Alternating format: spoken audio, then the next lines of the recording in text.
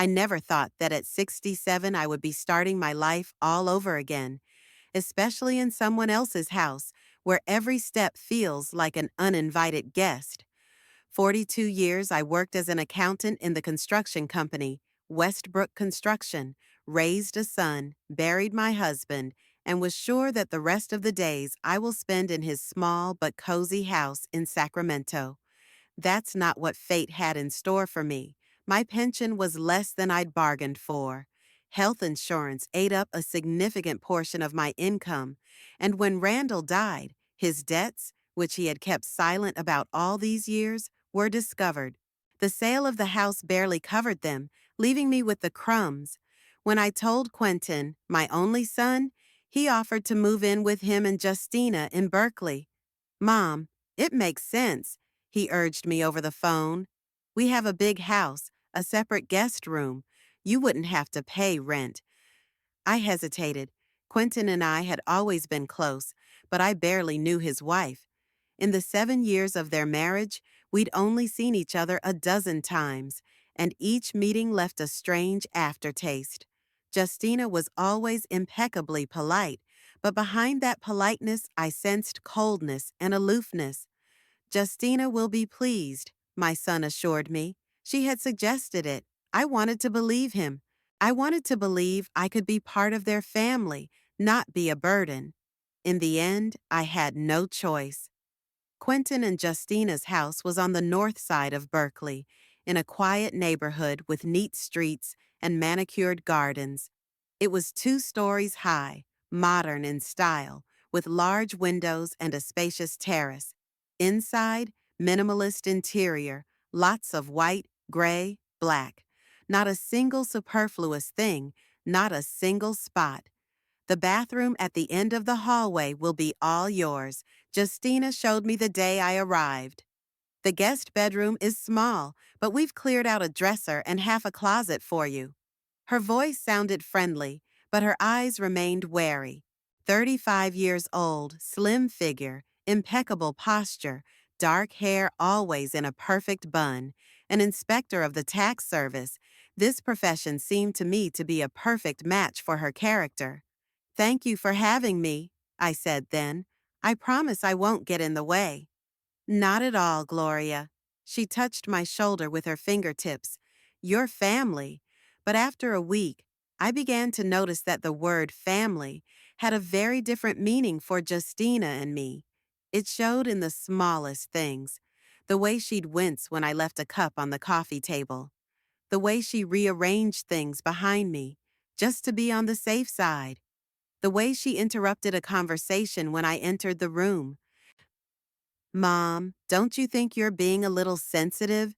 Quentin asked me when I tried to share my observations. Justina just likes order. She treats everyone that way, even me. I nodded and decided not to insist. My son had always avoided conflict. As a child, he preferred to give in rather than argue. I'd hoped it would go away as he got older, but time had only reinforced it. A programmer for a large technology company, he spent his days solving complex problems at work and didn't seem to have the energy to solve problems at home. Gloria, could you please not use the big pot? Justina asked me one day when I was making soup. We have a rule. Everyone uses only their own utensils. I bought you a set. It's on the bottom shelf. I looked where she was pointing. There was a small pot, a frying pan, and a ladle with a G on the handles. Sure, I said, feeling a lump in my throat. I'm sorry, I didn't know. That's okay, she smiled. Just for future reference? That night I told Quentin about it. He looked embarrassed. It's really our rule, he said. Justina is allergic to some detergents, so we each wash our own dishes. She's just looking out for her health. I didn't bother to tell him that I had seen Justina calmly using his plates and cups. I didn't want to embarrass my son. Every day the area in which I could freely exist narrowed. At first, it was just my room and bathroom. Then there were restrictions on when I could use the kitchen, not from 7 to 9 in the morning. Justina cooked breakfast, not from 6 to 8 in the evening. Dinner time. Maybe it would be more convenient for you to eat in your room, my sister-in-law suggested one day.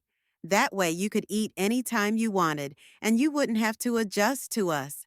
I agreed. Even though my insides were clenching with humiliation, I ate alone, sitting on the edge of the bed like a delinquent schoolgirl. One evening, I found Justina in my room. She was standing by the dresser, holding my day planner.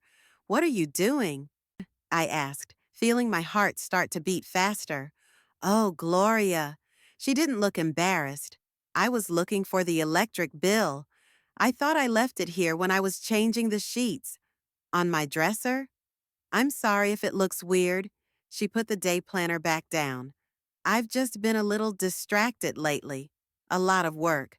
I nodded, pretending to believe it.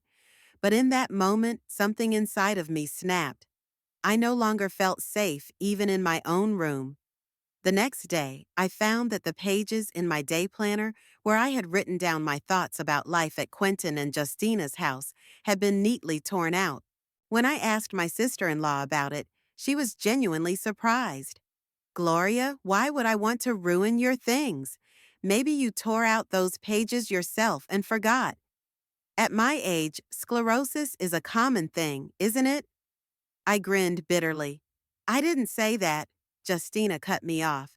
"But if you're bringing it up yourself, Quentin told me that you sometimes forget things. Maybe you should consult a doctor." I didn't say anything. I felt a cold rage rising inside me in waves. My son was talking behind my back about some kind of sclerosis. Me, an accountant who had operated with numbers all my life and never made a mistake in calculations? In the evening, I tried to talk to Quentin. He listened to me with a concerned look, but I could see doubt in his eyes. "Mother, I'm sure it's a misunderstanding," he said. "Justina wouldn't read your diary, and I never told her you had a memory problem. Maybe she misunderstood something. What exactly did she misunderstand, Quentin?" I looked my son straight in the eye. "That you didn't tell her about my forgetfulness, or that I'm not forgetful?" He looked away. "Let's not fight, okay? I'll talk to her." But I knew he wouldn't. Or he'd talk in a way that would only make Justina feel more paranoid about me. The next day, I went to the mall and bought a small digital recorder about the size of a flash drive. The salesman, a young guy with a bushy beard and a scattering of freckles on his nose, patiently explained its operation. "The battery lasts up to 12 hours of recording time," he said. "Very handy for lectures or interviews. Or for a personal diary," I added. "At my age, it's easier to talk than to write." He nodded, not asking any more questions. For that, I was grateful. When I got home, I tucked the recorder into the pocket of my robe and, alone in my room that evening, wrote down the first message. Today is October 17th. It seems to me that Justina is deliberately making it seem as if I am losing my mind. She reads my notes, moves things around, and then pretends it's me who forgets everything. Quentin believes her over me. I'm afraid it won't be long before they decide I'm incapable of living on my own. I spoke softly, almost in a whisper, afraid I might be heard through the door. It felt strange, like I was talking to myself, but at the same time, I felt relieved. For the first time in a long time, I had something really personal, something that Justina couldn't see. In the days that followed, I continued to keep an audio diary. I recounted the little run-ins with my sister-in-law, my conversations with Quentin, my plans for the future. Gradually, this ritual became a kind of therapy for me. Speaking my problems aloud, I felt as if I were freeing myself from them, gaining clarity of thought. Justina, meanwhile, continued her campaign. One day I couldn't find my glasses, although I remembered leaving them on my bedside table. After an hour of searching, they turned up in the bathroom, on the shelf behind the mirror, where I never put them. When I mentioned it at dinner, Justina and Quentin exchanged glances. "Mom, you put them there yourself last night," my son said. "I saw it." I wanted to object, But I realized it was useless. They had already decided that I was forgetful. Any denial on my part would only strengthen them in that opinion. Another time, Justina accidentally spilled coffee on my favorite blouse, which I had left to dry in the bathroom. "Oh, Gloria, I'm sorry," she exclaimed. I hadn't noticed her. "But don't worry, I'll buy you a new one." I didn't say anything. I knew that the blouse was 20 years old, that they didn't make it like that anymore, that it was a memory of my trip to Hawaii with Randall. But what was the point of explaining that to a man who saw you as nothing more than a nuisance? That evening, as I went to bed, I whispered into the recorder, "Sometimes I think Justina makes my life unbearable on purpose, that she wants me to leave on my own, but where to? I have no money for rent, no close friends in this town.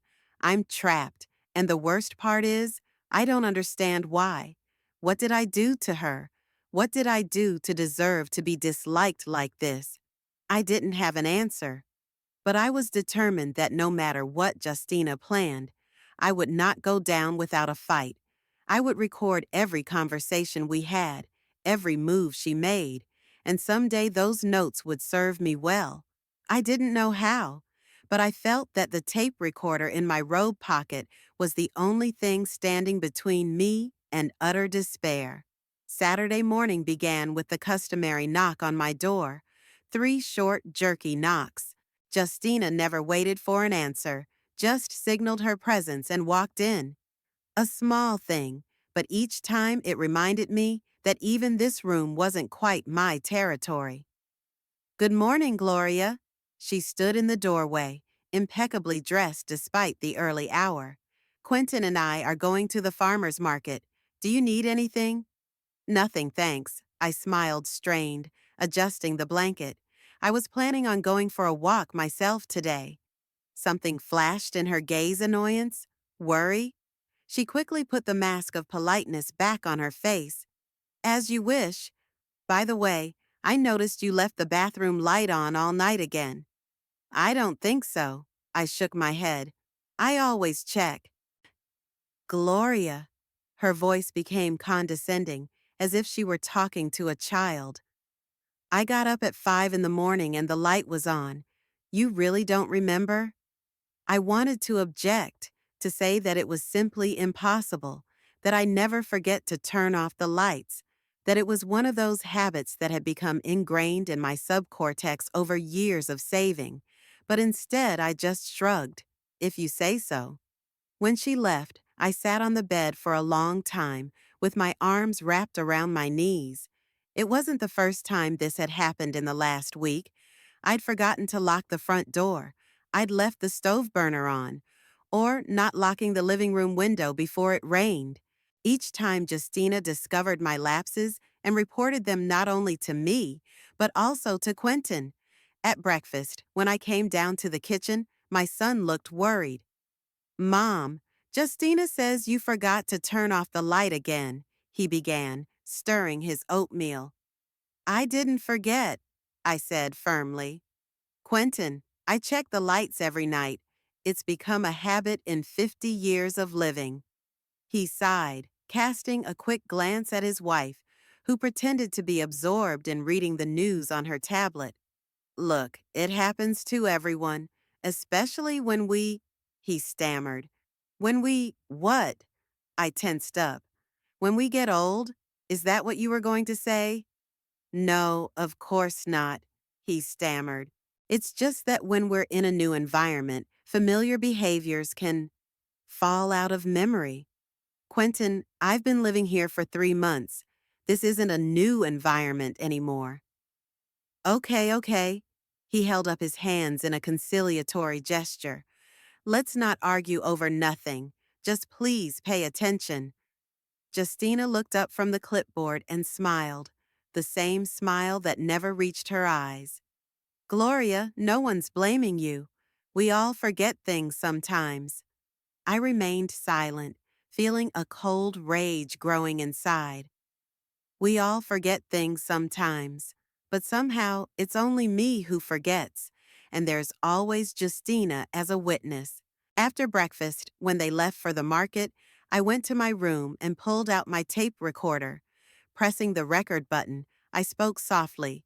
October 28th. Justina continues her game. Today, it was the bathroom light. She's clearly trying to convince Quentin that I have memory problems. Perhaps she turned it on herself early this morning? But why? What does she want? I stopped the recording and wondered, really? What could Justina's purpose be? Just to get me out of the house? Or was there something more behind it? My musings were interrupted by a phone call.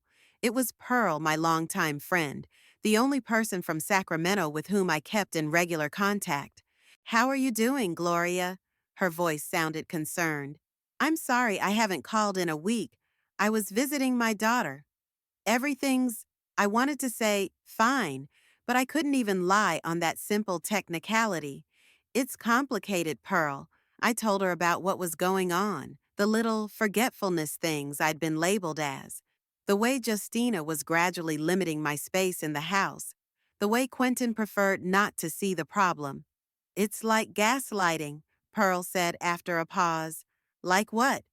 Gaslighting. It's when a person is made to doubt the adequacy of their own perceptions. My granddaughter explained it to me recently. Psychological manipulation. I wondered. The term was new, but the phenomenon being described seemed painfully familiar. But why would Justina do it? I don't know, Pearl answered honestly. But be careful and write down the events you're accused of. The date, the time, what exactly happened. At least that way you won't start doubting your own memory. I'm already writing it down, I said, on a tape recorder. That's smart, Pearl said. Keep me posted, okay? I felt a little better after talking to my friend. It was one thing to suspect that a cruel game was being played on you, and quite another to have it confirmed. Gaslighting. Now the monster had a name.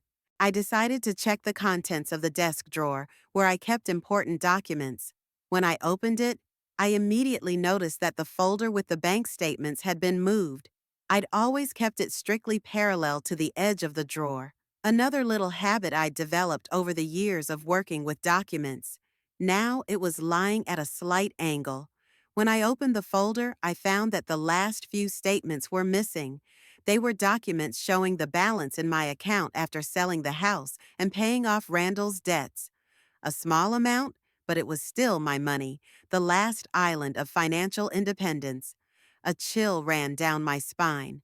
Why did Justina want my bank records? What did she want to find out? Or worse, what did she plan to do with that information? I decided to check my other documents as well. My will was in place, as was my insurance policy. But the certificate of title for the Sacramento house I'd kept as a memento was gone. So were several photos I'd kept in a separate envelope. Snapshots of Randall and me on our wedding trip. Pictures of little Quentin. Panic gripped me. This was no longer just shifting things around or hinting at forgetfulness. This was a real invasion of my life, of my past. A theft of memories. When Quentin and Justina returned from the market, I tried to talk to my son alone. I chose a moment when Justina went to take a shower. Someone took my papers, I said bluntly, and the photos. They were gone. Quentin looked surprised but not alarmed. Are you sure, Mom? Maybe you moved them? No, I shook my head. Dash. I know exactly where they were, and I know they're not there now. He sighed, rubbing the bridge of his nose, a gesture I remembered from his teenage years. It was the way he always did when he was annoyed, but he tried to hide it. Okay, I'll take a look. Maybe Justina was cleaning and moved them. But Mom, he lowered his voice, please don't talk to her about it yourself. She gets very upset when you insinuate that she's touching your things. I'm not insinuating, I countered.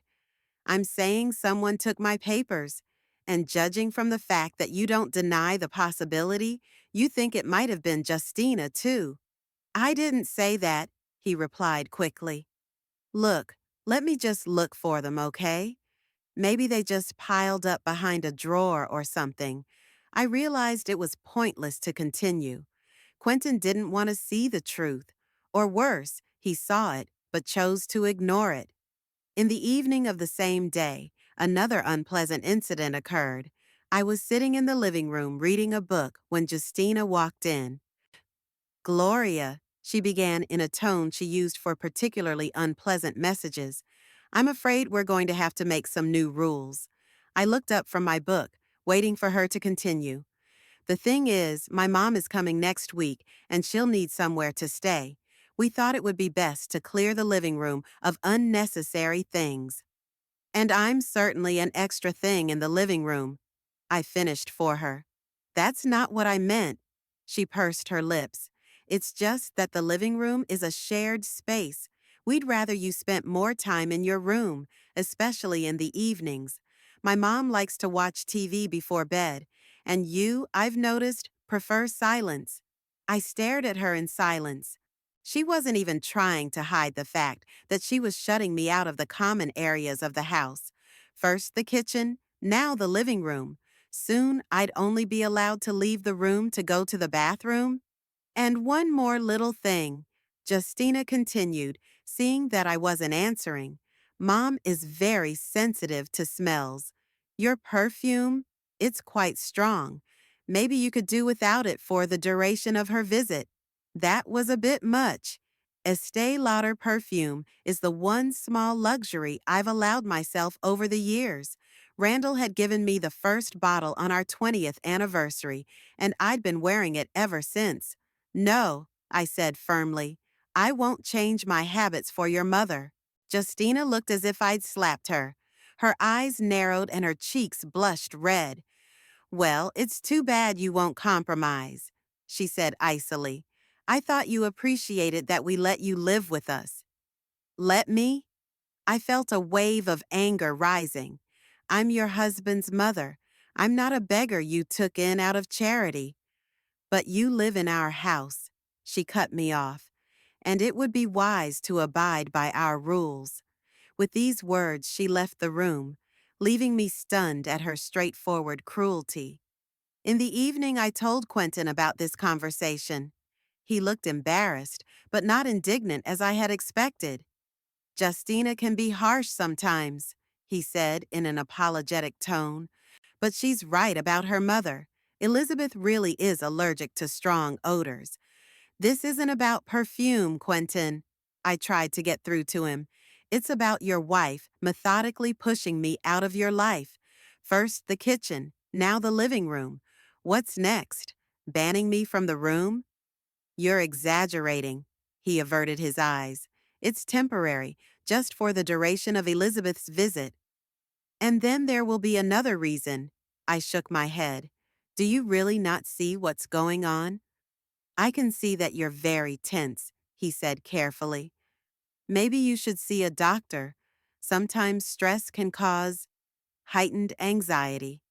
I felt the ground slipping away from under my feet. My own son suggested I see a psychiatrist. He really thought I was the problem, not his wife's behavior. Good night, Quentin, was all I could say as I went up to my room. I couldn't sleep for a long time that night. I tossed and turned in bed, replaying the events of the past few weeks.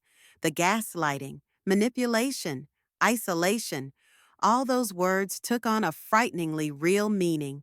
And worst of all, I saw no way out. I had no money to rent a place to live. I didn't have a job. Almost no friends left in this town. I was trapped. I woke up in the morning with a sense of unease that didn't leave me all night. At breakfast, Justina was emphatically polite but cold. Quentin looked tired, as if he hadn't slept well either. I suspected they were discussing me after our conversation. We have a meeting with the realtor today, Justina said, buttering her toast gracefully. We'll be back late. You're selling the house? I wondered. No, Quentin interjected. Just a consultation. We're thinking about remodeling. I nodded, though I didn't believe it. Something in his voice sounded fake, but I decided not to insist. After all, it was their house, and they didn't have to answer to me about their plans. After they left, I discovered that another important document was missing: my medical records. I kept it in the same folder as my bank statements, and I remembered exactly that it had been there yesterday when I checked.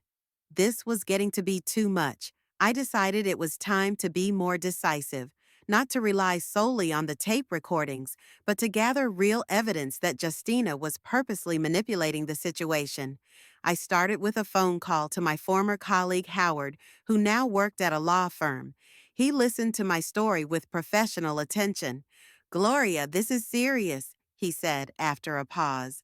"If they're really planning something against your will, like putting you in a nursing home, they'll need medical documentation to prove that you can't make decisions for yourself." "But I'm fully capable," I exclaimed. "You and I know that," Howard replied patiently.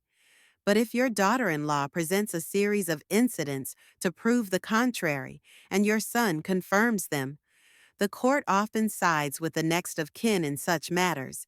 His words made me break out in a cold sweat. Was it really that serious? Was Justina really planning to, what? Put me in a nursing home? Take control of my finances? What am I supposed to do? I asked. "Gather evidence," Howard advised. "Record conversations, if that's legal in your state. Keep a diary of incidents. And most importantly, don't give them any reason to think you suspect them. Just business as usual." After talking to Howard, I felt both scared and determined. I had to protect myself. And my little tape recorder could be my most powerful weapon in that fight. In the middle of the afternoon, I decided to go to the mall, partly to unwind, partly to buy a few necessities. As I dressed, I habitually checked the pocket of my robe, making sure the recorder was there. It was there, small, inconspicuous, but giving me a sense of security. I took off the robe and hung it on the back of a chair in the living room, getting ready to put on my street clothes. The phone rang. It was Pearl, and we talked for about 20 minutes. Then I hurriedly dressed, grabbed my bag and keys, and left the house, not remembering the tape recorder that had been left in my robe pocket. As soon as the front door slammed shut behind me, I saw a silver Lexus pull up to the house through the living room window. It was the car of Amelia Hawthorne, Justina's close friend. I hesitated on the porch, puzzled by her appearance, because Justina and Quentin were supposed to spend the day meeting with the realtor. Curiosity got the better of me, and I retreated into the shade of the sprawling maple tree in front of the house. Amelia got out of the car, tall, with perfect posture, wearing a light gray suit that emphasized her cold beauty. In her hands, she held a folder of papers. She walked quickly up to the porch and rang the doorbell. A few seconds later, the door opened and Justina appeared on the doorstep. "You're early," I heard her voice. "Come in quickly." The door closed, and I stood under the maple tree, stunned. Justina had lied about the meeting with the realtor. She'd known I was going to leave, so she'd set up a meeting with Amelia right after I left. But why?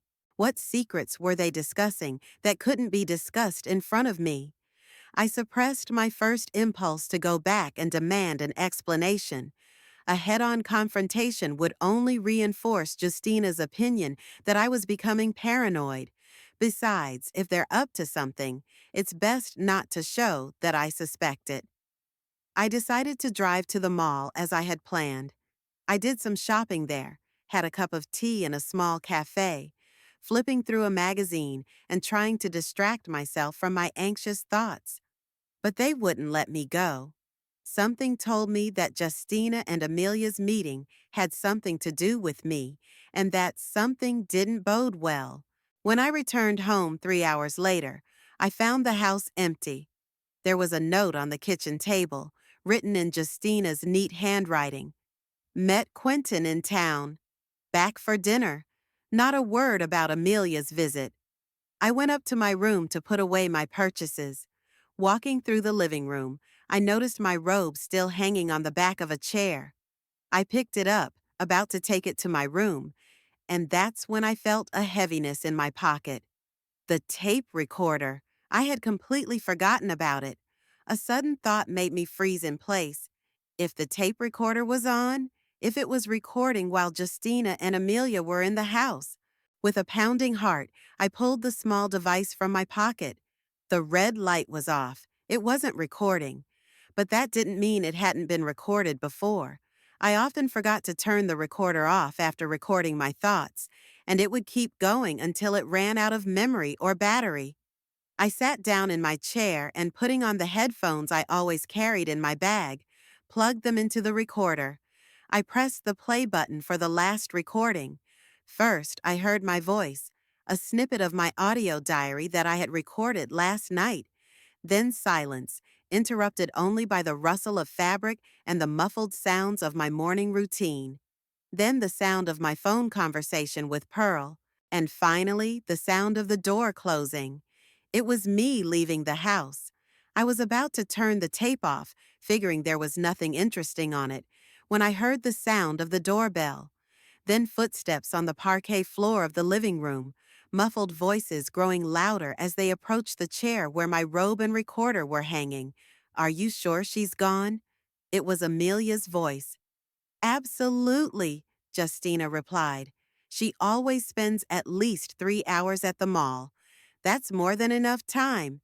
The sound of furniture being moved, the creak of a leather couch, they must have settled in the living room, not far from my robe. "So," Amelia's voice sounded businesslike. "I've been going over the paperwork you sent me. There's nothing wrong with the medical records, but we're going to need to add a few notes about the manifestations. You said she forgets things, leaves appliances on?" "All the time." Justina sounded fake regret in her voice. "Quentin's very worried. Yesterday she left the stove on. If I hadn't noticed—" "That's good," Amelia interrupted her. "Document all such incidents. The more there are, the more convincing our claim will be. What about the financials? Rustling papers." I sat stunned, listening to the two women coldly discuss a plan to declare me incompetent. "She has about 40,000 left after the sale of the house," Justina said, "plus the pension. Not as much as I'd hoped, but still not bad, especially since her insurance will pay for the nursing home." "What are you considering?" Amelia asked. "Sunny Hills in Oakland," Justina answered. "It's not the most expensive, but it's decent, as long as the insurance covers the costs and we don't have to pay extra." "And Quentin?" Amelia's voice was doubtful. "Would he agree to send his mother to a nursing home?" Justina laughed, a cold, unpleasant laugh I'd never heard before. "Quentin does what I say," she said with undisguised contempt. "I've already convinced him that his mother is becoming a danger to herself and others. A couple more incidents, and he'll suggest that she seek professional help. And yet," Amelia insisted, "he might change his mind. It's his mother after all." "He won't," Justina cut her off. "He's too afraid of losing me. Do you know what I told him? That if his mother stays with us, I'll file for divorce. That I couldn't live with the constant stress of her burning down the house or hurting herself." "Tough," Amelia said, respect in her voice. "Effective," Justina corrected. Quentin had always been a mama's boy, but now he has a new mommy, me, and I'm not going to share his attention with that old woman. "And if she resists?" Amelia asked. "How could she resist?" Justina's voice was mocking. "She has no money to hire a lawyer. She has no friends to support her. And most importantly, she has no proof that I'm setting anything up. It's gonna be her word against mine, and who's gonna believe her? A respected tax inspector or an elderly woman showing signs of dementia?" "You've thought of everything," Amelia said respectfully. To the last detail, Justina confirmed.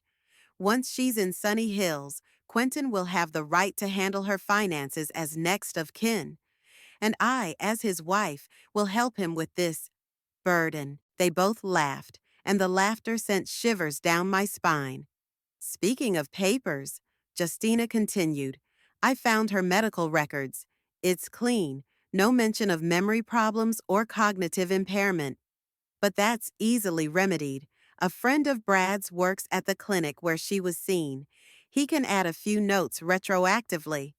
That's a felony, Justina. Amelia's voice sounded concerned. Only if we get caught, Justina replied nonchalantly. And who's going to check? Gloria? She won't have that opportunity. Quentin?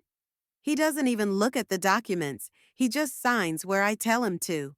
The conversation went on for another half hour or so. They discussed details of the plan, timelines, possible obstacles. Justina planned to act quickly, to file a petition for my incapacity as early as next month. I want her out of here by Christmas, she said at one point. Quentin and I need to start the new year without ballast. Finally, the conversation ended. I heard the sounds of goodbyes, footsteps, the slam of the front door. Then silence, interrupted only by the distant sounds of the street. I sat in the chair, unable to move. What I had just heard was beyond my worst suspicions. Justina didn't just want me out of the house. She planned to put me in a nursing home, declare me incapacitated, and gain control of my finances. And Quentin, my son, my only child, whom I raised alone after his father's early death, to whom I gave all my love and care. He was ready to betray me, to believe his wife's lies, to send me to an institution against my will, all for fear of losing Justina. The pain of that realization was physically palpable, as if someone had squeezed my heart with an icy hand. I didn't cry. It was too serious for tears, too final. It was betrayal in its purest form.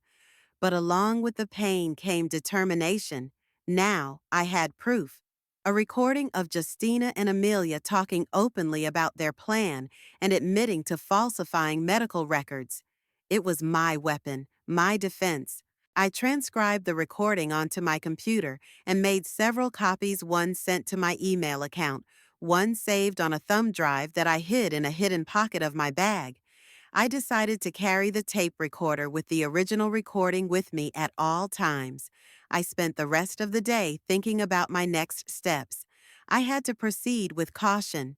Justina was smart and calculating, and if she realized that I knew about her plan, she might speed it up or come up with something even more elaborate. I decided to contact Howard the next day and show him the tape. As a lawyer, he would be able to advise me on what steps to take next. I might have to file a formal complaint, go to the police, or even leave Quentin and Justina's house and take temporary refuge at Pearl's. At dinner, I tried my best to behave as usual. Justina was animated, talking about her meeting with the realtor and her plans for remodeling the house. Quentin chimed in, occasionally casting concerned glances at me, apparently noticing the tension I was trying to hide. "Are you feeling okay, Mom?" he asked at one point. "You're kind of quiet today." "Just tired," I answered, trying to keep my voice normal. "I went shopping for a long time." "You should get more rest," Justina interjected with feigned concern. "At your age, you need to conserve your energy." I looked at her, and for the first time, I saw her true face behind the mask of a caring daughter-in-law. Calculating, cold, ruthless. How could I not have seen it before? "You're absolutely right, Justina," I said with a smile. "I'll definitely take your advice." She blinked in surprise, clearly not expecting me to be so accommodating. There was a flicker of suspicion in her eyes for a moment, but it quickly disappeared. She was too sure of her superiority to be seriously wary of me. I didn't sleep much during the night, replaying the conversation in my head and thinking about my plan of action. By morning, I decided that the best strategy was to wait. I wouldn't reveal that I knew what their plans were until I was fully prepared for a confrontation. I needed to gather all the necessary paperwork, find temporary housing, maybe even contact a lawyer. The next morning began as usual. Justina was making breakfast in the kitchen. Quentin was reading the news on a tablet at the table.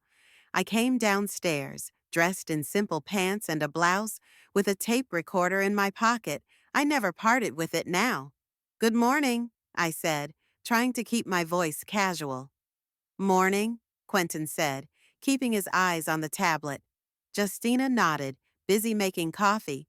I sat down at the table across from my son and noticed the unfolded blueprints on the table. "What are these?" I asked with genuine curiosity. "A remodeling plan?" Quentin answered. "We're thinking of making your room a study for Justina and converting the guest room into a nursery." I froze, realizing what he meant. They were already planning the future without me, organizing my room. "A nursery?" I asked him again. "Are you planning a baby?" "Not yet." Justina intervened, placing a cup of coffee in front of me. "But it's better to prepare in advance. By the way, what do you think of the idea of moving?" "Moving?" I pretended not to understand. "To where?" "Someplace more suitable for you." She sat down next to Quentin, putting her hand on his shoulder. "Quentin and I talked about it. You'd be better off in a place where you'd be taken care of by professionals, where you'd be among people your own age. You're talking about a nursing home." It wasn't a question, it was a statement. "A residence for the elderly," Justina corrected me. Sunny Hills is a beautiful place. We went there the other day, checking out the facilities. I shifted my gaze to my son, who studiously avoided looking me in the eye. "And you agree with that, Quentin?" "Mom," he finally looked up. "We're worried about you. These cases of forgetfulness, they're getting more and more serious. And Sunny Hills has a medical staff to watch over you around the clock." "I understand." I nodded slowly, feeling the anger building up inside. "And when were you planning on informing me of this decision?" "That's what we're doing now," Justina said with a fake smile. "We want you to get used to the idea. The move is scheduled for mid-December, 2 weeks before Christmas," I clarified. "Just in time for the holiday. I'll be among strangers in a strange place. You'll get used to it," Justina assured me. "They have wonderful festivities there." I looked at her and saw her enjoying the moment. It was a victory for her to get rid of me, to have the house all to herself, and at the same time to have control over my modest finances. "What about my house in Sacramento?" I asked, looking at Quentin. "Why can't I go back there?" "Mom, you sold it, remember?" There was genuine concern in his voice. "After Father died." "I remember, Quentin," I replied sharply. "I'm asking, why don't I rent an apartment in Sacramento and live on my own?"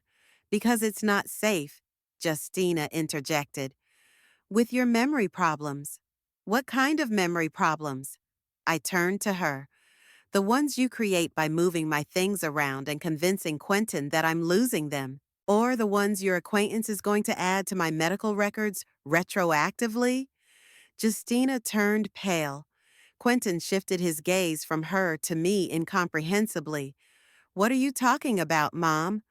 "I'm saying that your wife is methodically making it look like I'm incapacitated so she can put me in a nursing home and get control of my money," I said calmly, looking directly at Justina.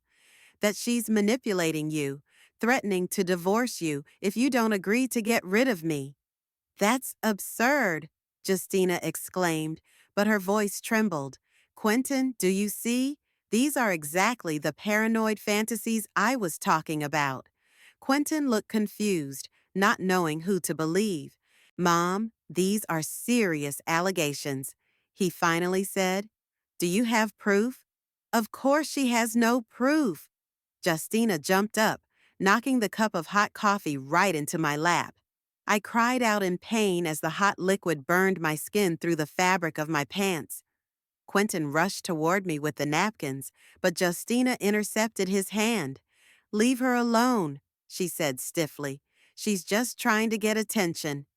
"Justina, the coffee is hot," Quentin objected. "She's hurt." "She's not hurt." Justina cut him off. "She's playing, manipulating you." Can't you see that? I silently wiped the coffee off my lap with napkins. My skin burned, but I tried not to show the pain. I didn't want to give Justina the satisfaction. This conversation about the nursing home, I said, raising my eyes to my son, it didn't start with my consent or a doctor's consultation. It started when Justina decided to get rid of me. Shut up! Justina shouted, losing her temper. You have no say in this house. This is my house, and I decide who lives in it. Quentin looked at his wife with wide open eyes, clearly shocked by her outburst. Justina, he began, let's calm down. No, Quentin, she interrupted. I will not calm down. I have tolerated your mother in our house for 3 months. I have been patient and kind, but I've had enough. Either she moves to Sunny Hills or I file for divorce. It's your choice. There was a heavy silence in the room. Quentin looked from his wife to me, clearly unsure of what to do. I could see the struggle on his face, the love for his mother versus the fear of losing his wife. And in that moment, I knew he would choose her. He always had, and he would choose her now. I calmly wiped my face with the last clean tissue and reached into my pants pocket. I pulled out a small voice recorder and pressed the play button. Once she's in Sunny Hills, Quentin will have the right to handle her finances as next of kin, and I, as his wife, will assist him in this burden. Justina's voice, recorded on a tape recorder, filled the room. Her own voice saying words that could not be interpreted in two ways. It was followed by laughter, hers and Amelia's. Justina froze, looking at the recorder as if it were a snake ready to bite. Her face, normally pale, turned white as chalk. What? What is it? Dash, she whispered. It's you, I answered calmly. Yesterday. Talking to Amelia about putting me in a nursing home and getting control of my money. I hit the rewind button and turned on another segment. Brad's acquaintance works at the clinic where she was being seen. He might add a few notes retroactively. Quentin looked at his wife with growing horror. Justina, is this true? He asked in a trembling voice. Did you plan all of this? Justina opened her mouth but could not utter a word. Then her face contorted with rage, and she lunged toward the table, trying to snatch the recorder from my hands. Give me that, she screamed. Give it to me now. I yanked my hand away, and the recorder fell to the floor. Justina rushed toward it, but Quentin was quicker. He picked up the device and took a step back, looking at his wife with an expression I'd never seen on his face before, a mixture of disgust and pain. How could you? Was all he said. Justina straightened up, realizing the game was lost. Her face went rigid, all pretense of kindness and concern gone. She manipulated the tape, she said coldly. It's a montage. Can't you see she's trying to destroy our family? Then why are you so scared? Quentin asked. Why did you try to take the tape recorder away? Because I was angry, shouted Justina. Because I was tired of her lies and manipulations. Quentin shook his head, not believing a word she said. He turned to me, and I saw remorse in his eyes. Mom, he began. But Justina didn't let him finish. With a shrill cry, she rushed out of the kitchen, but turned around on the threshold. This isn't over, she hissed, looking at me with hatred. You'll regret this. With those words, she ran out of the room. A few seconds later, we heard the front door slam, and then the roar of her car's engine revving up. There was a heavy silence in the kitchen. Only the ticking of the wall clock and the distant noise of cars driving down the street broke it. Quentin stood with his shoulders slumped, recorder in hand, staring into the space in front of him. I stood up gingerly, wincing at the pain in my burned knees, and began to blot them with a wet towel. Mom, let me help you. Quentin finally came out of his daze and rushed over to me. I can handle it, I replied dryly. It's not the first time I've been burned. He froze halfway, catching the double meaning of my words. His face was full of emotions: shame, remorse, confusion. He looked like a little boy who'd been caught lying, just like he had 30 years ago, when I discovered that he'd cheated on a test from a classmate. "I didn't know," he said quietly. "I swear I had no idea Justina was planning all this." "You didn't?" I looked him straight in the eye. "You didn't know about Sunny Hills? About the plans to turn my room into an office? About how your wife methodically insinuated to you that I had memory problems?" He lowered his gaze, unable to hold mine.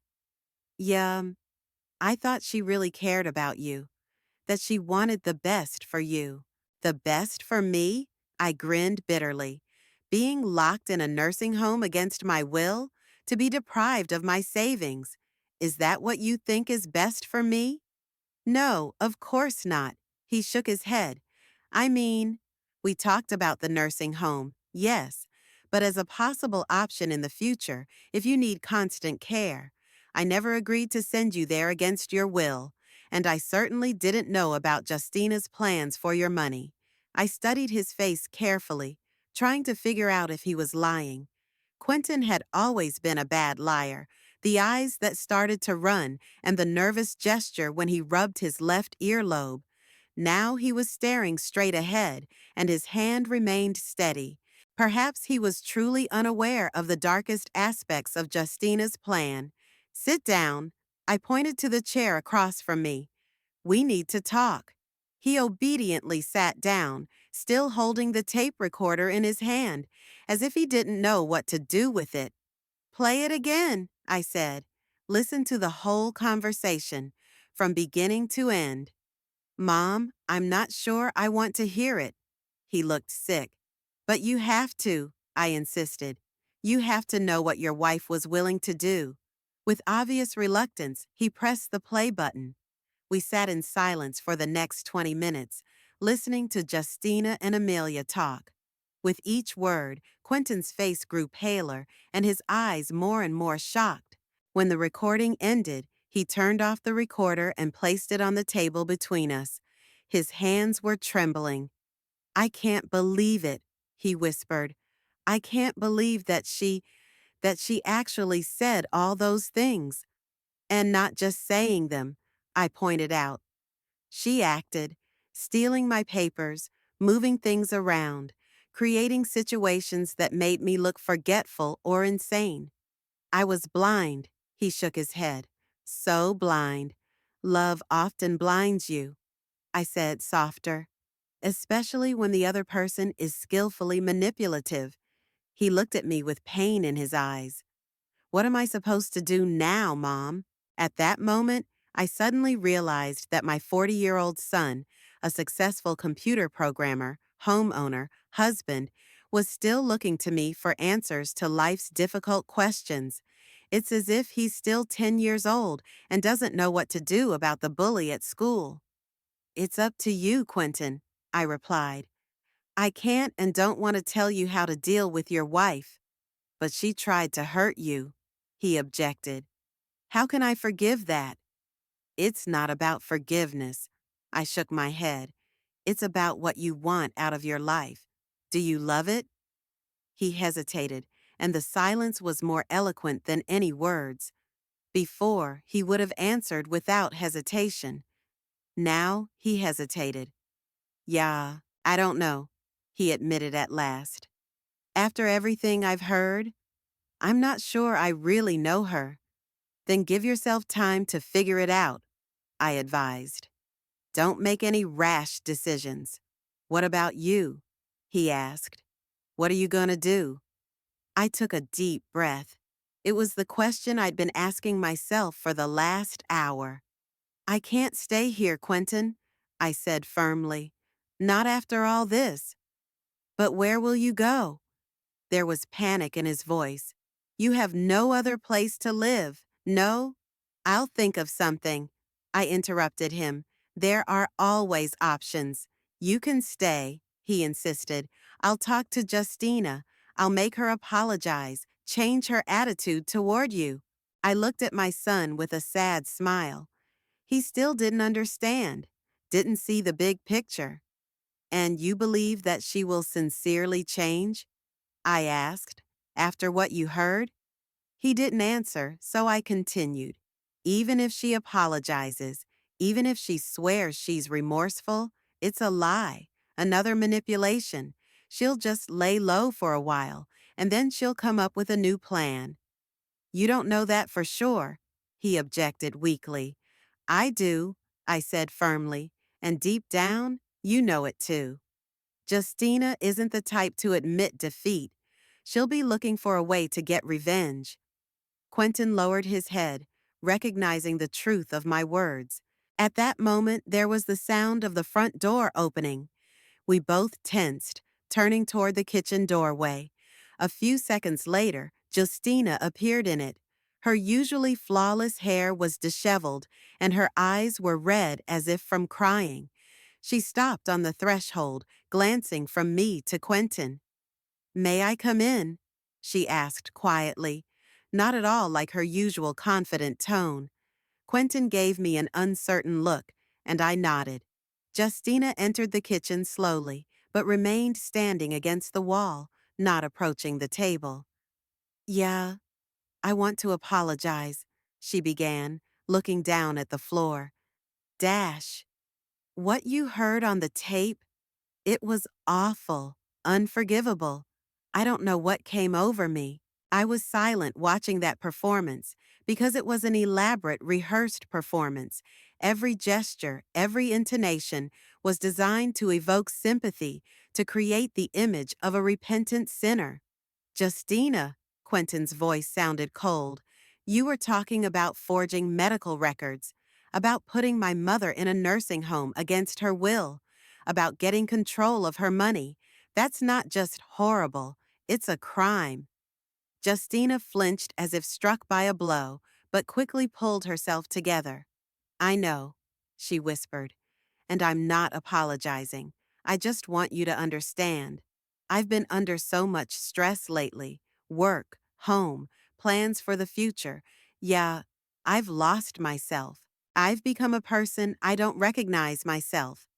She paused, took a deep breath, and raised her eyes, looking directly at me.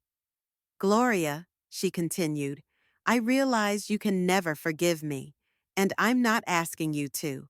I just want to say that I'm truly sorry, and that I'm willing to do whatever it takes to make things right." I stared at her carefully, trying to find a glimmer of sincerity in her eyes. But all I saw was calculation. She was playing a role, and playing it well, but it was just a role. "What exactly are you suggesting?" I asked in a neutral tone. "Anything," she answered quickly. "I can move out for a while if you're more comfortable without me in the house. Or Quentin and I can find you a separate place if you'd rather live on your own. I'm even willing to—" She stammered, as if that sentence was difficult for her. "I'd be willing to pay your rent as compensation for the moral damage you've done." Quentin shifted his gaze from his wife to me, clearly not knowing how to react to this sudden remorse. "And what in return?" I asked bluntly. "What?" Justina blinked, pretending not to understand. "What do you want in return?" I repeated. "For your generosity." She paused, searching for words. "Nothing," she said at last. "I just want to make up for my mistake." "The tape," Quentin suddenly realized. "You want your mother to give you the tape." A shadow ran across Justina's face, and I realized that my son had hit the mark. She wasn't so much afraid of the consequences for her marriage as she was of the legal repercussions. On the tape, she was explicitly talking about falsifying medical records. It was a felony. "It's not about the tape," she objected, but not convincingly enough. "I just want to make things right." "Some things can't be fixed, I'm afraid," I said, rising from the table. "What you did, or planned to do, can't be erased by apologies or money." "I understand." She lowered her eyes. Still, I hope that in time, eventually what? I interrupted. I'll forget. Forgive? Throw the tape away? She didn't answer, so I continued. Listen to me carefully, Justina. I'm not going to use this tape against you. Not yet. I won't go to the police. I won't tell everyone you know about what you've been planning. Not because of you, because of Quentin. He doesn't deserve this kind of scandal. She exhaled a sigh of relief, but I wasn't done yet. But copies of that tape are in safe places. And if you ever try to hurt me again, if you harass me or interfere in my life, I won't hesitate to use them. I understand, she said quietly. I doubt it. I shook my head. But I hope you at least understand the gravity of the situation. Quentin looked at me in surprise, as if he were seeing me for the first time. Maybe he was. He'd never seen me as someone capable of a firm ultimatum before. What now? He asked, shifting his gaze from me to Justina. Now I pack my things and leave, I replied. Tonight? But where? His voice was panicky again. To Pearl's, I said. She's already agreed to take me in for the first time. Then I'll find a permanent place to live. With what money? He asked. Your pension. I'll figure something out, I cut him off. Maybe I'll go back to work. I'm not as old and forgetful as some people have tried to make me out to be. Justina flinched at that remark, but didn't say anything. Quentin looked completely lost. I can help, he said. Financially, I mean. No, I shook my head. I'm not taking money from you, Quentin. Not now. But why? He seemed genuinely puzzled. I'm your son. I have to take care of you.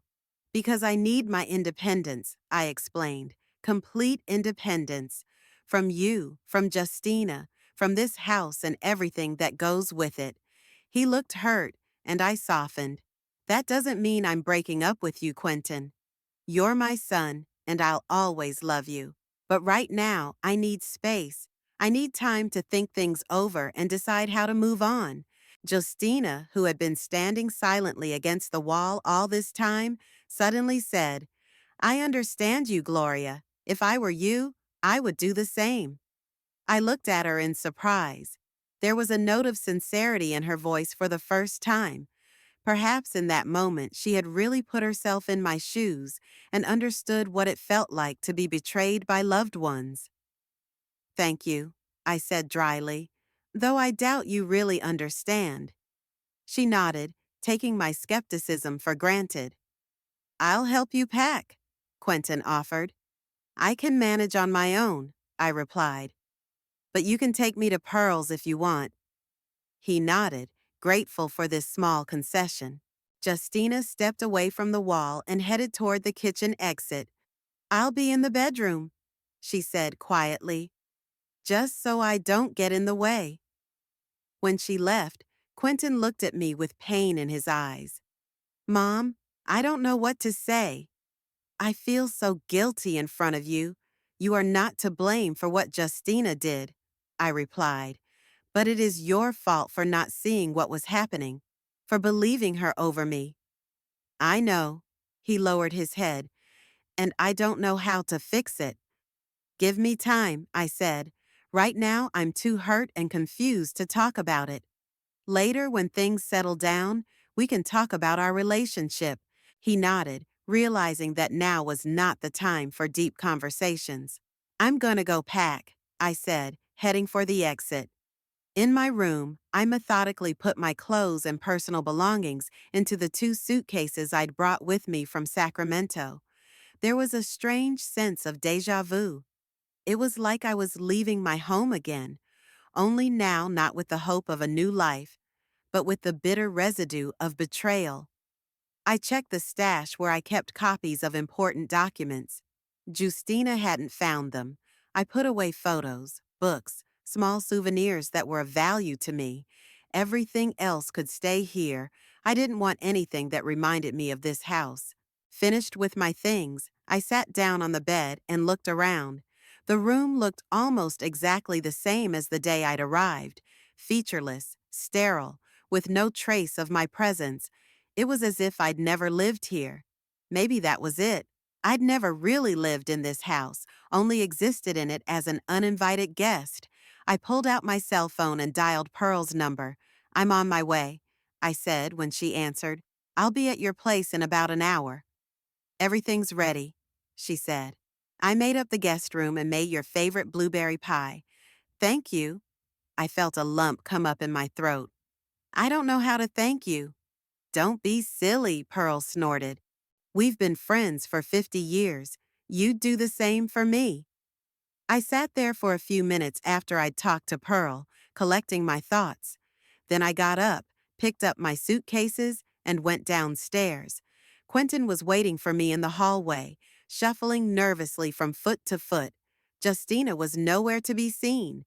Apparently, she'd decided not to make the situation worse with her presence. "Ready?" Quentin asked, taking the suitcases from me. I nodded, taking one last look at the house that would never be my home.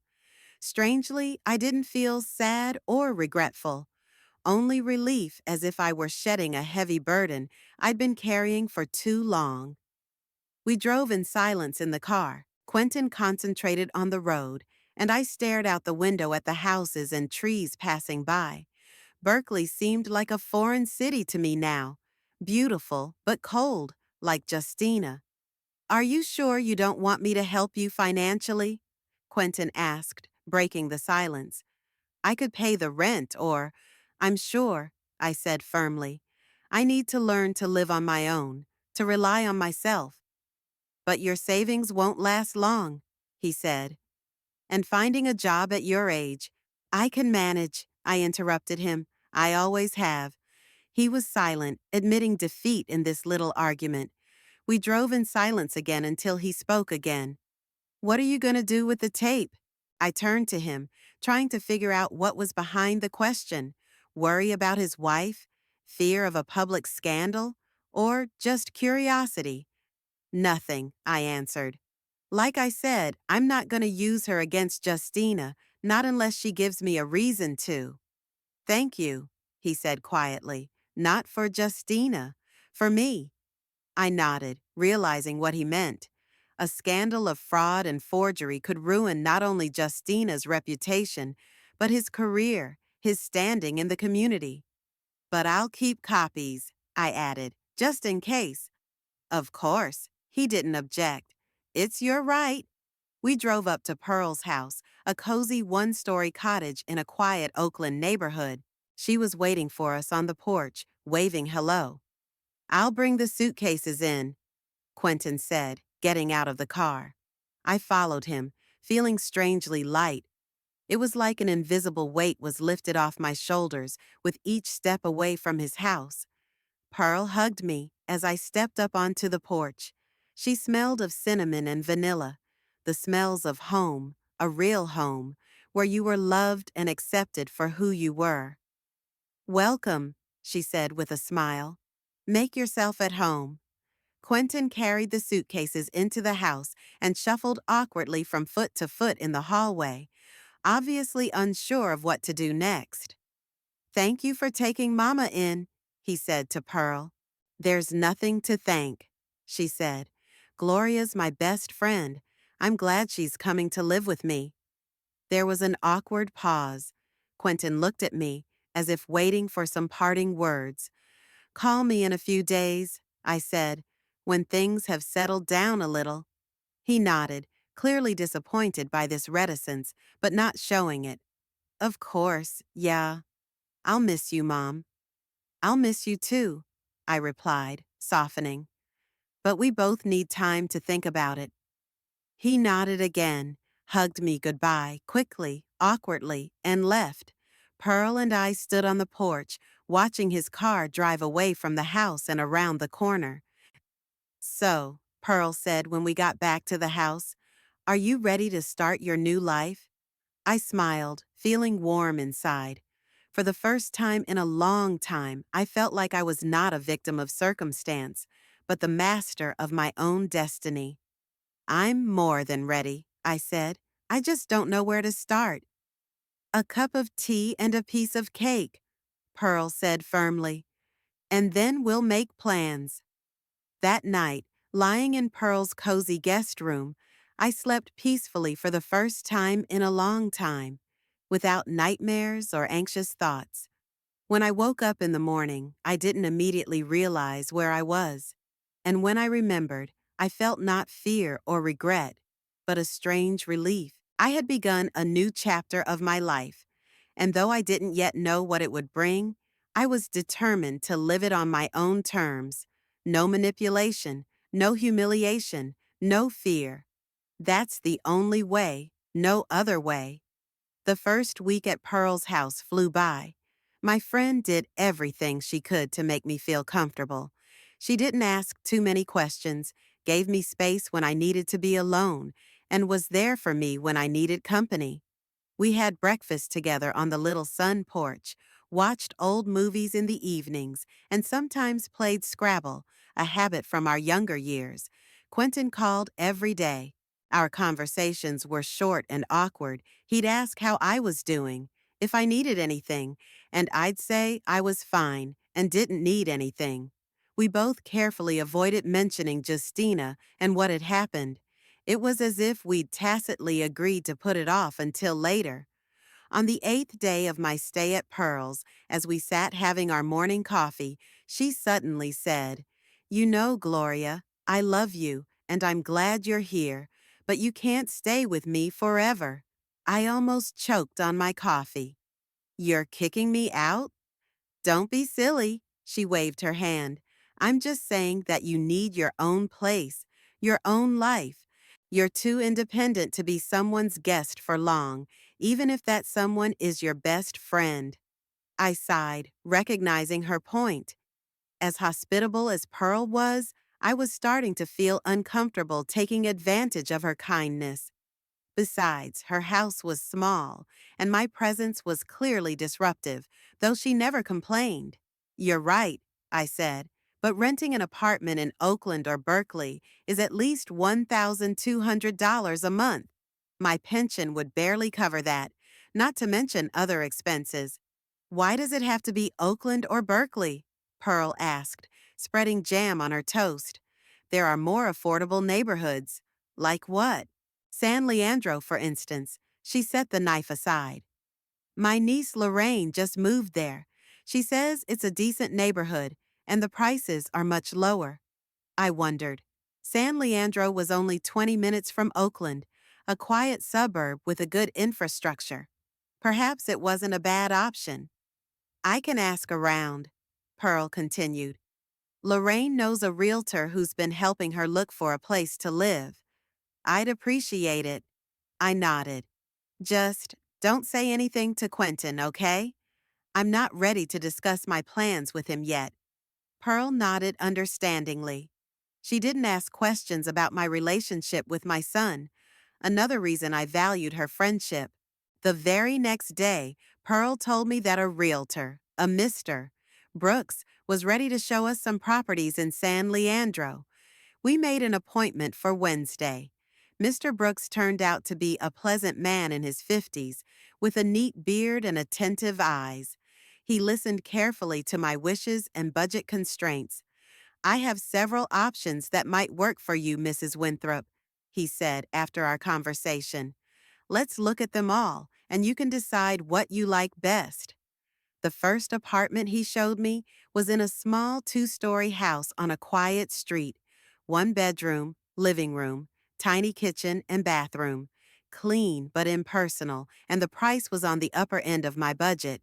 The second apartment was more spacious, but located in the basement, with small windows overlooking the sidewalk level.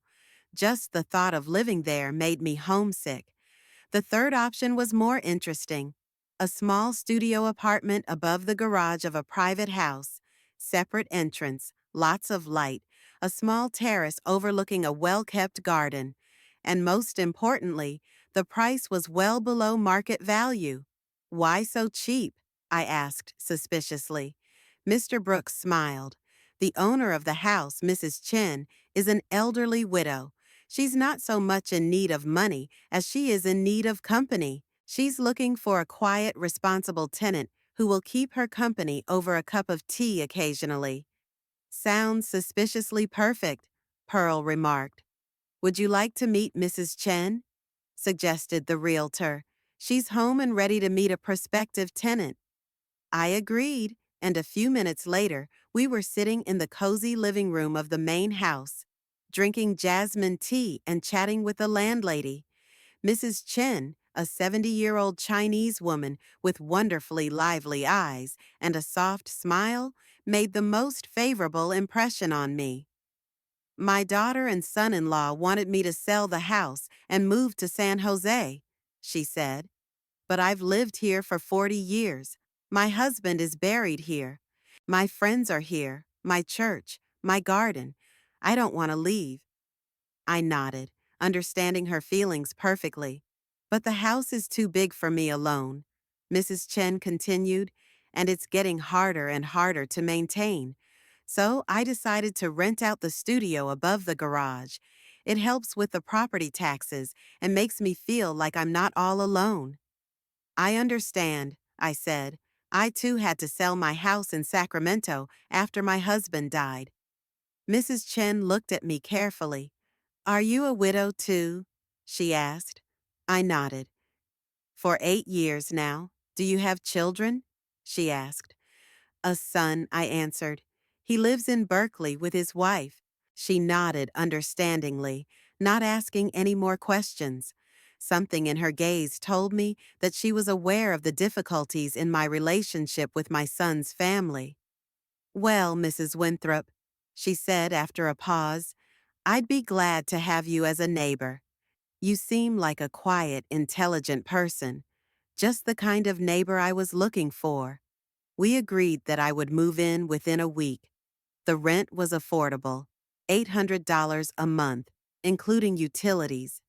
That left me with a small reserve from my pension, but I realized I couldn't go on like this for long. I needed an additional source of income. Back at Pearl's, I began calling accounting firms in Oakland and the surrounding area, offering my services. The response was predictable. As soon as I mentioned my age, the interest of the interviewees waned. We're looking for someone with more modern skills. We need someone who can work long term. We prefer candidates with experience in a digital environment. Polite refusals followed one after another. By the end of the third day of the search, I was ready to give up. I was sitting on the couch in Pearl's living room, mindlessly flipping through pages of job postings, when my phone rang. The number was unfamiliar. Gloria Winthrop? A male voice asked when I answered. Yes, that's me. My name is Roger Pinkney. I'm the owner of Pinkney and Associates, an accounting firm in Oakland.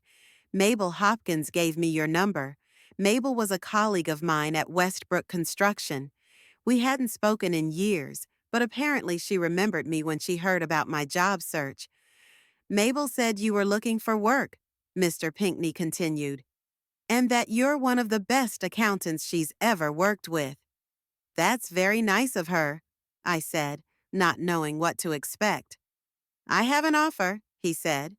Not full-time, more of a consulting position.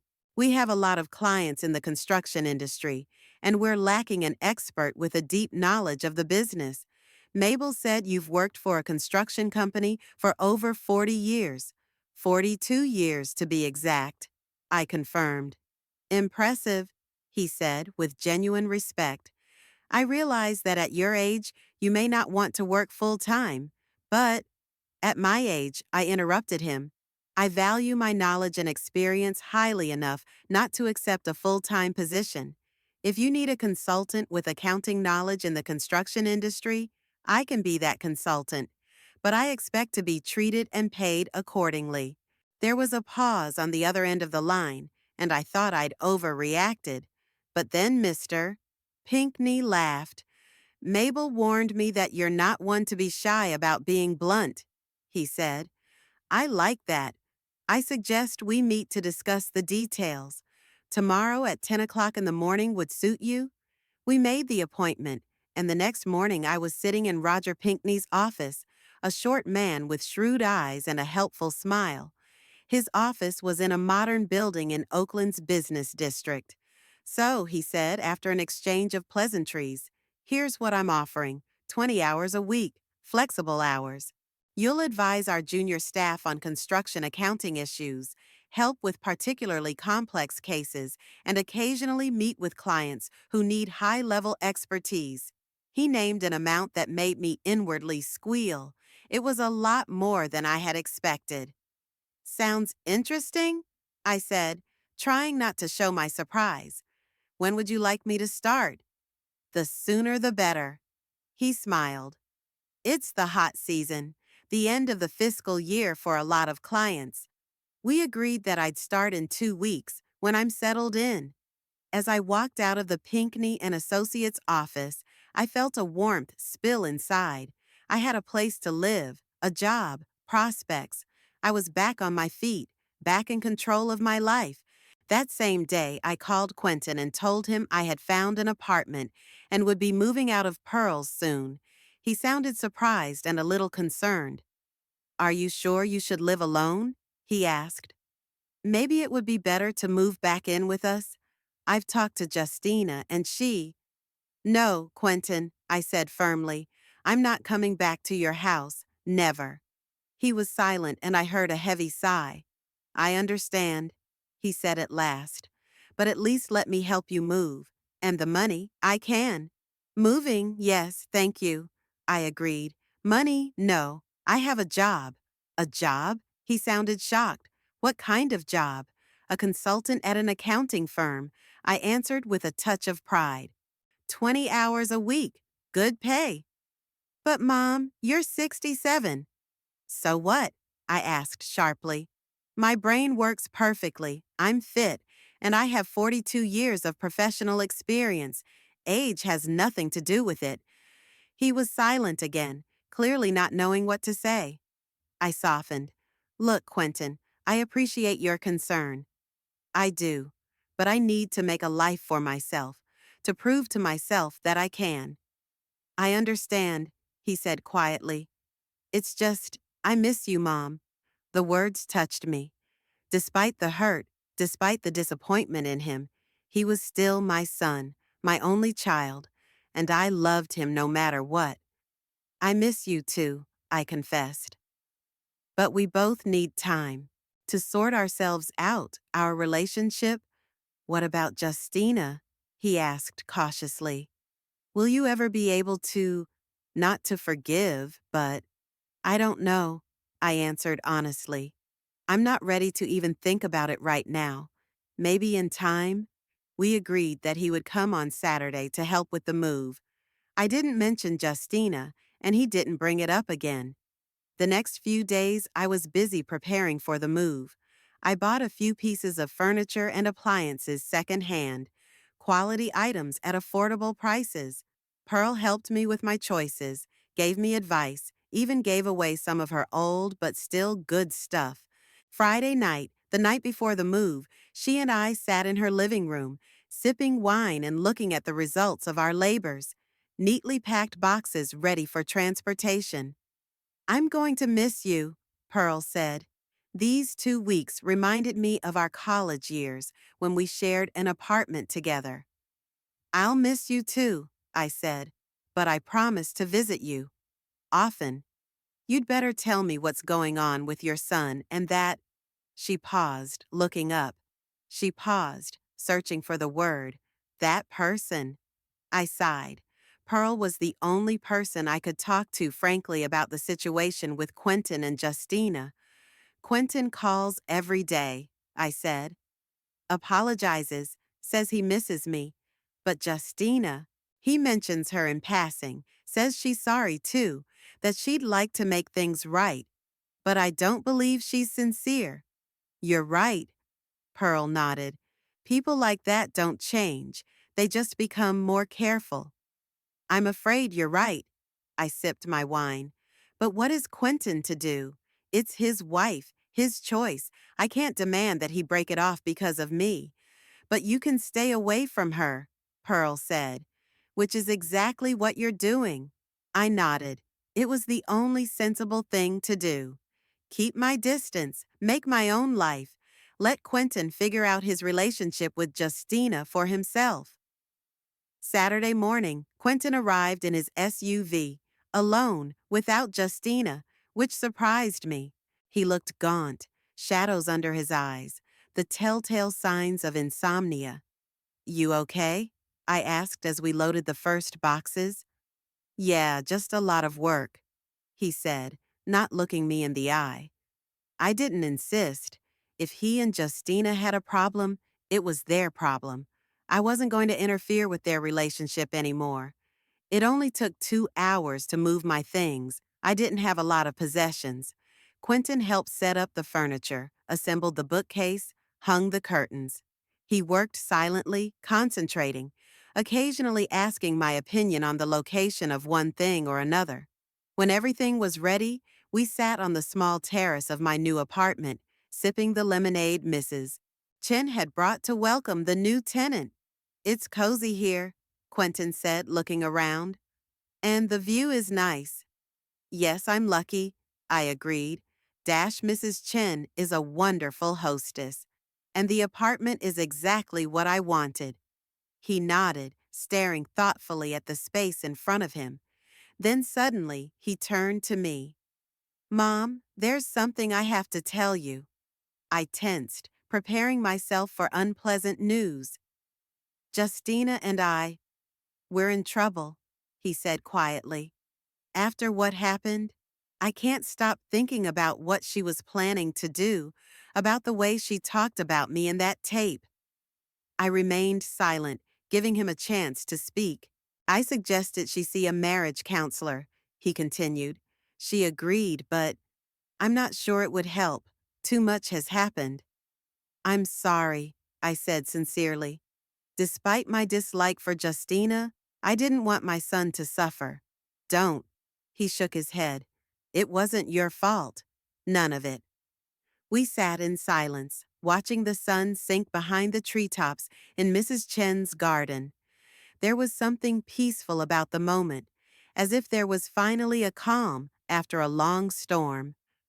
I have to go, Quentin said, standing up. Justina's having dinner with her co-workers tonight, and I promised I'd be back before it started. I walked him to his car. He hugged me goodbye, tighter and longer than usual, as if he was afraid to let me go. I'll call, he said, and visit you if you'll let me. Of course I will, I said. You're my son. That's never gonna change. As his car sped around the corner, I went back to my new apartment. It was small but bright and cozy, everything I needed. I started unpacking books, arranging them on the shelves in the order I'd always kept. Fiction by alphabetical order, popular science by subject. In one of the boxes, I found an old photograph of Randall and little Quentin and me at a picnic in the park. All smiles, happy, carefree. I put the picture on the dresser by the bed. A reminder that we once had a real family, full of love and trust. In the evening, Mrs. Chen dropped by with a homemade dinner of fragrant rice with vegetables and chicken. The first day in a new place is always hard, she said. I don't feel like cooking. We ate dinner together, and she told me about the neighborhood, the neighbors, the best stores nearby. It was amazing to feel so comfortable with someone I'd only known for a few days. But there was something kindred in Mrs. Chen. The same wisdom, the same acceptance of life as it is, without unnecessary regrets or illusions. The next morning, I woke up early with a sense of newness and possibility. For the first time in a long time, I was completely free. From Justina's manipulations, from the need to be constantly on guard, from the feeling that I was an unwelcome guest in someone else's home. Sipping coffee on the small terrace, watching the garden wake up, I decided that the day would be spent exploring the neighborhood. I walked through the nearby streets, found a cozy cafe where I could have a cup of good tea, discovered a small but well-stocked library. Everywhere I was greeted with a smile. This was one of those neighborhoods where neighbors still said hello to each other and stopped to chat. By the end of the day, I had a distinct feeling that I had made the right choice. San Leandro could be my new home, the place where I would begin a new chapter of my life. 2 weeks later, I started work at Pinckney and Associates. My fears that I would feel out of place among young colleagues were quickly dispelled. Roger Pinckney introduced me as an expert whose knowledge and experience was invaluable to the firm, and the junior associates treated me with respect, often asking for advice. The work was exactly as I had hoped. Interesting, intellectually demanding, but not physically exhausting. I consulted on complex cases, helped with audits of construction companies, and occasionally met with clients who needed high-level expertise. The pay was more than decent, especially when combined with the pension. For the first time in a long time, I was able to not only pay for all necessary expenses, but also set aside a small amount each month. Financial independence was a key element of my new life, a guarantee that I would never again have to rely on someone else's mercy. Quentin called regularly, sometimes coming over on weekends. We had lunch together, talked about everything but Justina. It was an unspoken rule we both honored. I could see that he was suffering, that his marriage was falling apart, but I didn't interfere. It was his way, his decisions. One day, about a month after I moved in, he arrived particularly depressed. We were sitting in my small living room, drinking tea, and I could sense that he wanted to say something, but hesitated. "What's wrong, Quentin?" I asked at last. He looked up at me with eyes full of pain. "Justina has proposed a divorce," he said quietly. "She said she couldn't live with a man who didn't trust her. It's been 3 months since I moved to San Leandro. I've gotten used to the rhythm of my new life, working at Pinckney and Associates 3 days a week, morning tea with Mrs. Chen on Sundays, weekly book club meetings at the local library. My apartment above the garage became a real home, cozy, safe, completely mine. My relationship with Quentin remained strained. After Justina had proposed divorce, he had been on an emotional roller coaster, either assuring me that it was for the best or despairing at the thought of the marriage collapsing. I tried to support him as best I could, but I kept a certain distance. The memory of how easily he had trusted Justina over me was too fresh. Justina herself never gave up trying to reconnect with Quentin, and, oddly enough, with me. She called, sent messages apologizing, even sent a basket of fruit and flowers to my new address. I didn't respond, not out of a desire to punish her, but out of a realization that her remorse was insincere. She was afraid of the consequences, the scandal, the possible investigation of her plans to falsify medical records, the loss of status in society. But she had no real regret for what she was trying to do to me. One evening, while going through the mail, I found a letter from Justina's lawyer. It contained an offer of financial compensation in exchange for signing a non-disclosure agreement. Simply put, she was offering to pay me to keep quiet. I stared at the paper for a long time, feeling mixed emotions, indignation that she thought she could buy my silence, and a strange satisfaction at the confirmation of my suspicions about her motives. I did not answer the letter. Instead, I decided it was time to put a final end to the story. I sat down at my desk and began to write, not to Justina's lawyer, but to her and Quentin, a letter in which I would finally say everything I thought and felt, without mitigation or default. Quentin and Justina, I am writing this letter to clarify a few things once and for all. First of all, Justina, I received a letter from your attorney offering compensation. Let me be very clear, I don't want your money. Not now, not ever. I'm not going to sign a non-disclosure agreement or any other document, not because I plan to tell everyone about your actions, but because I refuse to participate in your manipulations.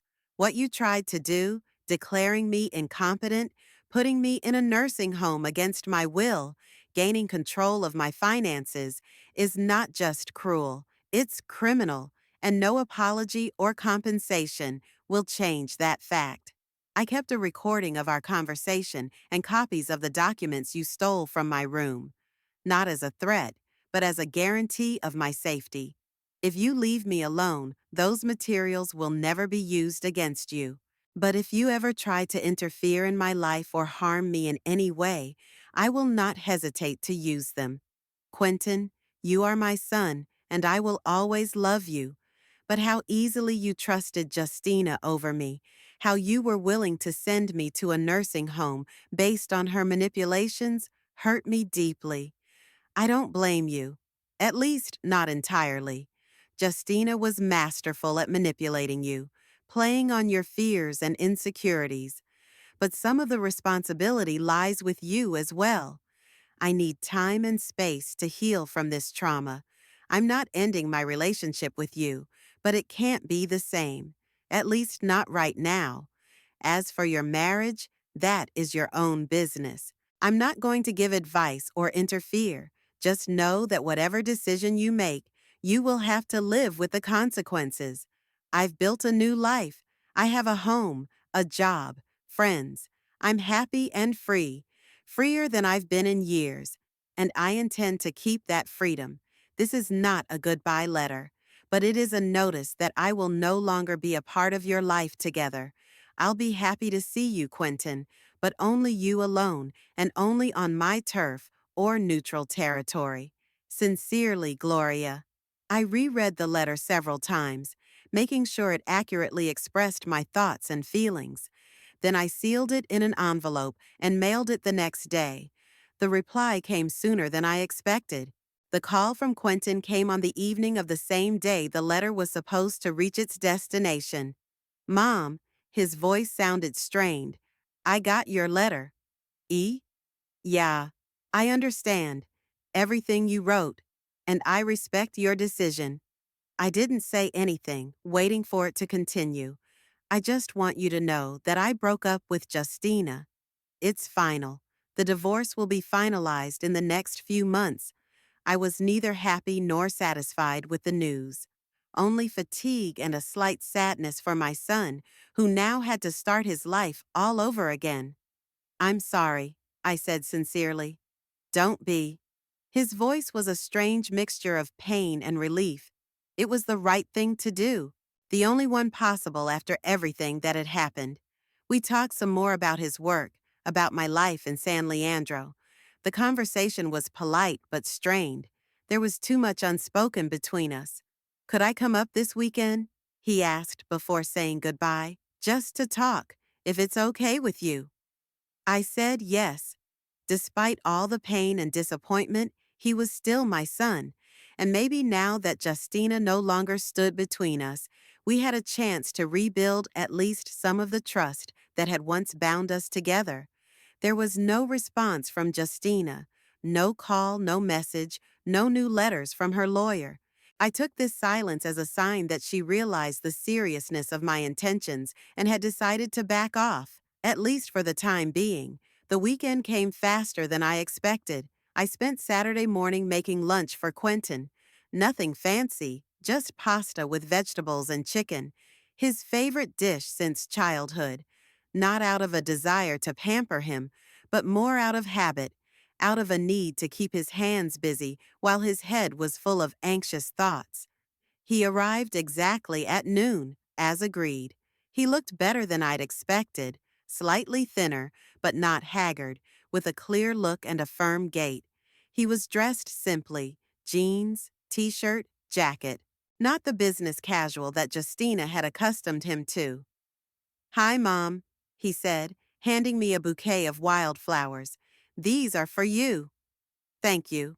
I accepted the flowers, a little embarrassed by his gesture. Come in, dinner is almost ready. We sat down at a small table on the terrace. The day was warm, with a slight breeze-perfect weather for an outdoor lunch. Down in the garden, Mrs. Chin was pruning the rose bushes, occasionally glancing in our direction with friendly curiosity. Your landlady? Quentin asked, following my gaze. Yes, Mrs. Chen, I confirmed. She's a wonderful woman. We've become good friends. I'm glad to hear that. He smiled. You look good, Mom. Happier than before. I feel better too, I admitted. Freedom is a wonderful thing, especially when it comes late. He nodded, lowering his eyes. We ate in silence for a few minutes until he decided to break the silence. I wanted to talk about what happened, he said. Not to make excuses, but to make you understand how I could have been so blind. I set my fork aside, letting him know I was ready to listen. Justina started talking about your forgetfulness almost as soon as you moved in with us, he began. At first, it was little things like forgetting lights, not putting things away. Then she started mentioning that you sometimes slip up in conversation, forgetting what we were talking about. I hadn't noticed anything like that, but, she was so convincing. Said you were keeping it from me because you didn't want to bother me. He paused, gathering his thoughts. Then she found some article about the early signs of dementia and showed it to me. Said all the symptoms were the same, that we should be prepared for your condition to worsen. And you believed it. It wasn't a question, it was a statement. Yes, he admitted. I did, not immediately, but gradually. She was so persistent, so caring at first glance. Said we should take care of you, give you the best care possible. Care at Sunny Hills, I remarked dryly. He flinched as if from a blow. Yes. She started mentioning that nursing home about a month later.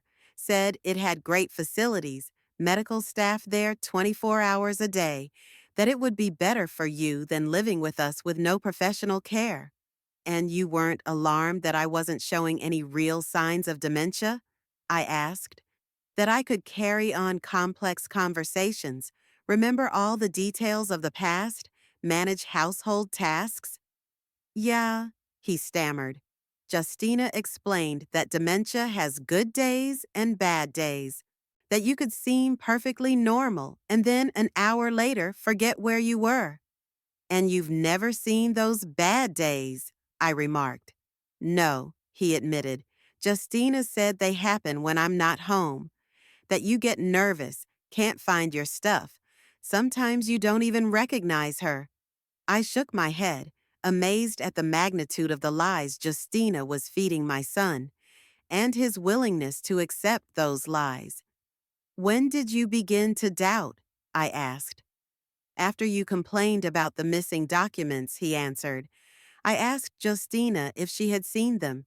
She denied it, but something about her reaction struck me as odd. It was as if she had anticipated the question and had prepared her answer in advance. He sighed, running his hand through his hair, a gesture I remembered from his childhood, a sign of deep worry. But even then, I couldn't believe that it was all intentional. I thought maybe she was really worried about you, just overreacting to normal age-related changes. And then you heard the tape. I finished for him. Yes. His voice dropped to a whisper, and everything fell into place. All the inconsistencies, all the strange moments. Suddenly it all made sense. Horrible, horrible meaning. We were silent again. I looked at my son, a grown man who looked so lost now, so vulnerable. Part of me wanted to comfort him, to tell him everything would be okay. The other part, the tougher part, hardened by recent experience, reminded me that he was ready to put me in a nursing home based on the lies of a woman he'd only known for a few years. I can't change the past, Mom, he finally said. I can't undo the pain I caused you.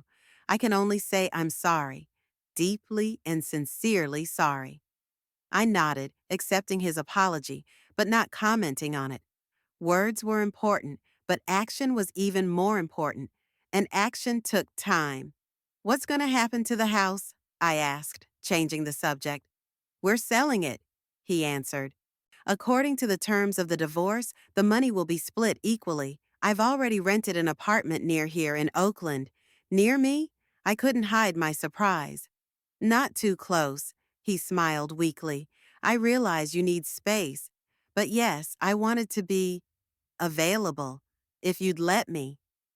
I didn't know what to say back. Part of me was touched by his desire to be closer, to repair our relationship. The other part feared he'd become dependent on me emotionally again, like he had as a child after his father died. We'll see how things work out, I finally said. One step at a time. He nodded, accepting my caution. We finished lunch talking about more neutral things, his job, my new position at Pinckney and Associates, the books we'd recently read. It was almost normal, almost like before, almost, but not quite. When it was time to say goodbye, he hugged me, hesitantly, as if afraid I'd push him away. I hugged him back, but not as tightly as before. We both realized that something had changed between us. Perhaps forever. I'll call you next week, he said, standing at the door. Maybe we could go out. A movie or that Italian restaurant you were talking about. That sounds good, I replied. Call me when you know your schedule. After he left, I sat on the terrace for a long time, looking at the garden below, where Mrs. Chen had finished with the roses and was now sweeping the paths. There was a strange sense of finality, as if one chapter of life had closed and another had begun. A week later, I received an official letter from Justina's lawyer. It said that she waived all claims against me and undertook not to interfere in my life in any way. In return, she asked only one thing: not to use the recording of our conversation and not to take any legal action regarding her plans. It wasn't a non-disclosure agreement. She couldn't force me to sign it. More like a declaration of non-aggression on both sides. I didn't respond to the letter. There was no need to. Justina knew I would keep the tape and not go to the police with it as long as she stayed away from me. It was a tacit agreement based not on trust, but on mutual restraint. Life was slowly falling into a new direction. I immersed myself in a job that brought not only financial independence, but also the satisfaction of applying the knowledge I had accumulated over decades.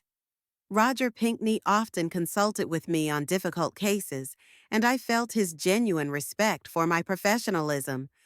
My social circle was expanding. In addition to Mrs. Chen, I became friends with several neighbors, an elderly Thompson couple across the street, a young artist named Alice who lived next door, a librarian named Harriet who ran a book club. We gathered for barbecues in Mrs. Chen's garden, went to the theater together, exchanged recipes and books. Quentin called regularly, sometimes visiting on weekends. Our relationship was slowly but surely warming. I still kept a certain distance, but I could sincerely rejoice in his successes at work, interested in his new life. He, for his part, tried to respect my boundaries, never imposing, always asking before he came. We still didn't talk about Justina. It was an unspoken rule we both honored. I knew from brief mentions that the divorce was progressing, that they had sold the house, that she had moved to San Francisco, but I didn't ask for details, and he didn't offer any. One evening, about 6 months after I moved in, I was sitting on the terrace with a cup of tea, watching the sunset. It became my daily ritual, a moment of silence and reflection at the end of the day. I thought about all the twists and turns my life had taken over the past year, about how I lost my home in Sacramento and moved in with my son, hoping for a new beginning, about facing betrayal and manipulation, about finding the strength to start over at 67. There was something ironic about it. Justina tried to take away my independence, put me in a nursing home, gain control of my life. And as a result, I had more freedom and autonomy than I'd had in the last years of my marriage to Randall, when his illness had demanded all my attention and energy. I now had a job I loved, a home, albeit a small one, but completely mine. Friends who valued me for who I was, not my role as mother or wife. I could manage my time, my money, my life as I saw fit. There was bitterness, of course.